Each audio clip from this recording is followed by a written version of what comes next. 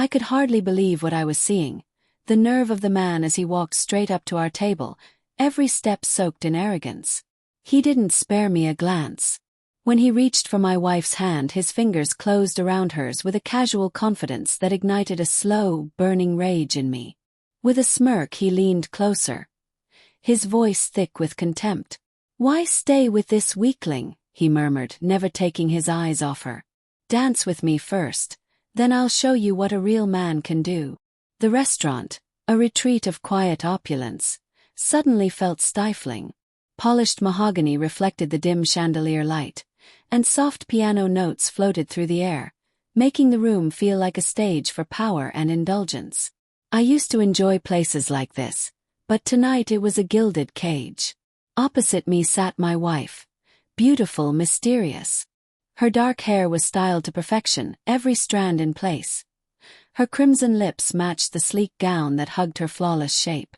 She was the picture of poise and grace. Yet when I met her eyes, I saw only emptiness, a distance that had been widening for months. 6 months. That was when things began to change. Late nights at the law firm, furtive glances at her phone, unexplained absences. I'd told myself tonight would be different, that we could reclaim what we'd lost. Instead, I watched it slide away like sand through an hourglass. Then there was him. Mid-30s, tall, broad-shouldered, radiating cocky assurance. His tailored suit fit his muscular frame perfectly. His piercing blue eyes locked on my wife with a familiarity that knotted my stomach. He barely acknowledged me. His presence was an insult, his smirk a provocation. "Amal," he said smoothly, voice equal parts seduction and entitlement. "I didn't expect you here." Amal froze, glass suspended at her lips, mouth parting slightly before she found words. "Lucas," she stammered, more exposed than she intended. "What are you doing here?" His grin widened, a predator toying with prey. "Enjoying the city," he replied, and without warning he took her hand. His grip was firm, possessive. "Why stay with him? Let's dance first, then I'll show you what I can offer." The room fell silent. Conversations stopped. Forks hovered over plates. Every eye turned toward us. Amal's fingers twitched as she tried to pull away, but Lucas tightened his hold, emboldened by his own audacity. Something inside me snapped. I shoved my chair back.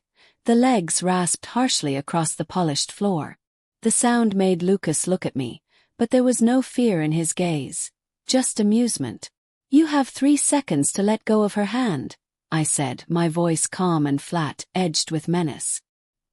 He sneered, and before he could finish the taunt, a sickening crack split the air, followed by a sharp, stunned cry. Lucas collapsed, clutching his broken hand. Shock and pain contorted his face. A collective gasp swept the restaurant. Whispers and stunned silence spread like wildfire. Amal's breath caught, her eyes wide with horror. "Magnus," she whispered, voice shaking as she gripped my arm. "What did you do?" I ignored her and dropped to Lucas's level. I met his pain-filled eyes and lowered my voice.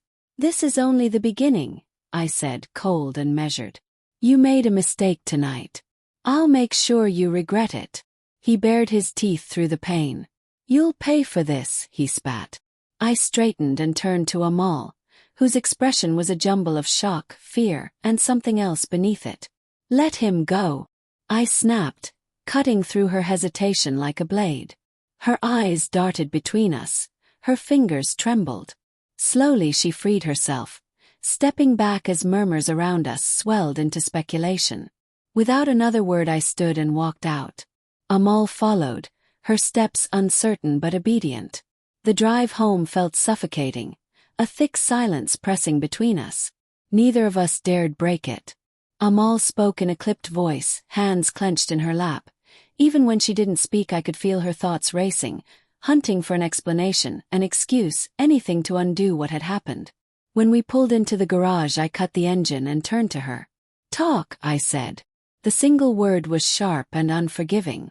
She flinched. The composed mask crumbled and breath hitched.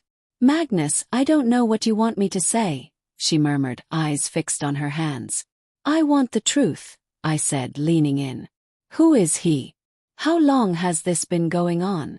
Tears gathered in her eyes, but I felt only numbness.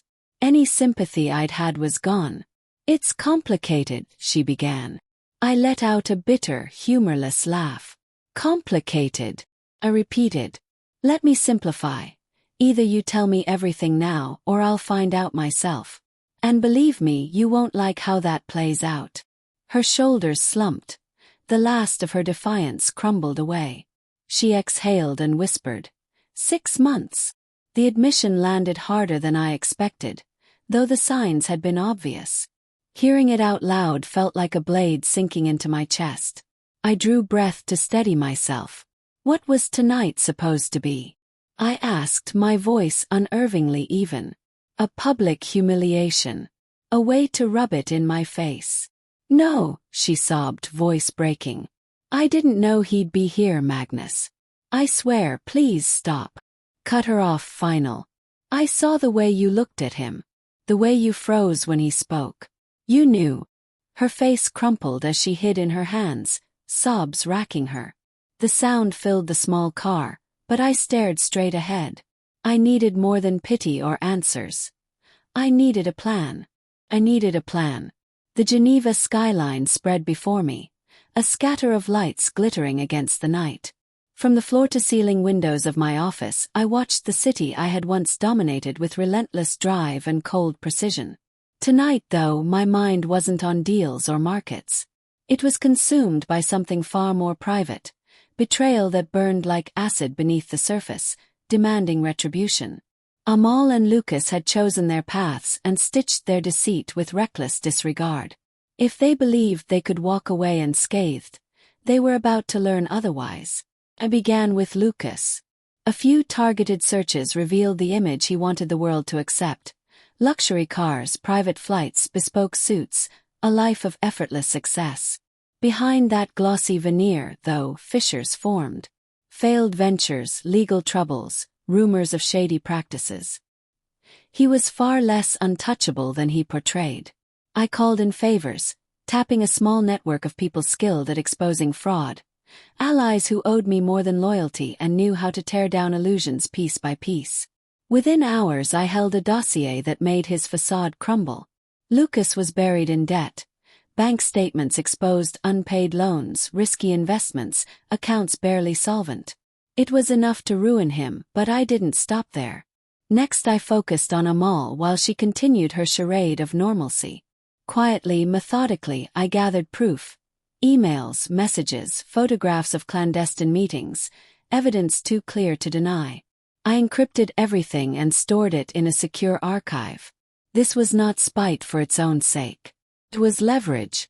If she tried to fight me in divorce, I would not hesitate to use it. Yet exposing their lies privately wasn't sufficient. Their fall had to be public and unmistakable. I set the plan in motion.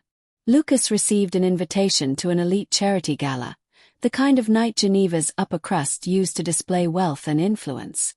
He wouldn't refuse, he thrived on those stages.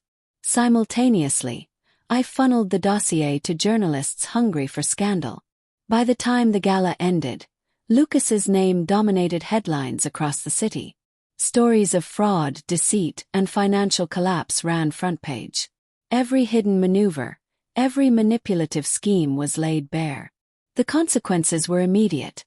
Authorities opened inquiries, accounts were frozen, assets seized.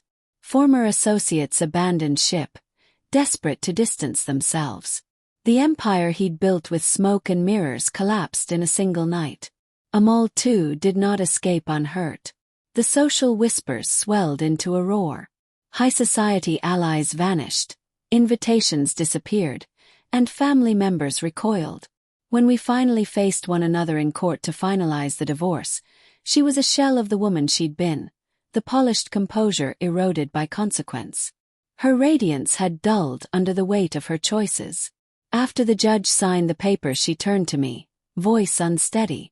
"Magnus, I know I hurt you. Was this really necessary?" she asked. I met her without flinching, expression unreadable. "You made your choices, Amal. Choices have consequences." Tears filled her eyes, but she said nothing more. She nodded once, accepted what couldn't be undone, and walked away without looking back. Time moved on. The house that had once held a thick atmosphere of tension slowly felt lighter. Peace edged into the rooms that had known only anger and silence. I buried myself in work, expanding the company across Europe, sharpening my focus.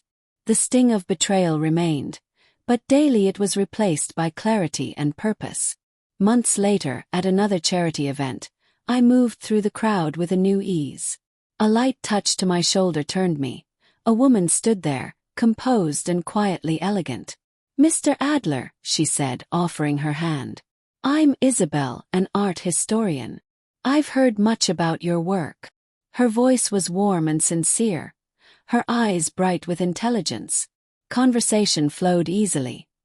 Her insight and wit were a welcome contrast to the superficial chatter I'd grown used to. For the first time in a long while, something genuine stirred in me. Not strategy, not duty, but a small, honest hope. Later, on the balcony of my home with a glass of wine, I looked out over the city again. The path had been brutal. Betrayal had cut deep and left lasting scars. But scars proved survival, not just pain. I raised my glass to the cool night, letting the thought settle. Pain refines us, strength forms us. As I turned to go inside, one last idea lingered in the quiet.